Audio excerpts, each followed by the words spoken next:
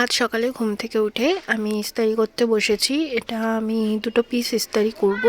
তো দুটো পিস ইস্তারি করতে হবে, কারণ দুটো চুড়িদার আমাকে আজকের মধ্যে কমপ্লিট করতে হবে। ওজো চ্যালেঞ্জ করে না, তাই আমি নিজেকে আজকে চ্যালেঞ্জ করেছি যে আজকে আমি এই দুটো চুড়িদার কমপ্লিট করবই। তো যেরকম চ্যালেঞ্জ করেছি সেরকম আমি পূর্ণও করেছি। আর এই শাড়ি ব্লাউজটা আগের দিনের ভিডিওতে দেখেছো আমি কমপ্লিট করেছিলাম।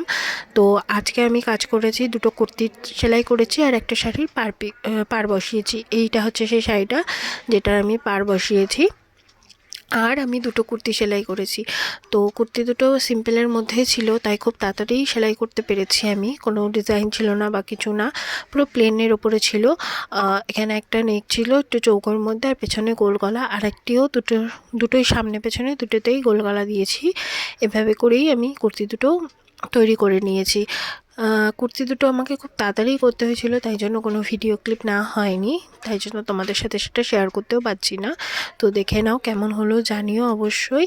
আর আজকের মতন ভিডিওটা আমি এখানেই শেষ করছি। টাটা, দেখা হচ্ছে নেক্সট ভিডিওতে।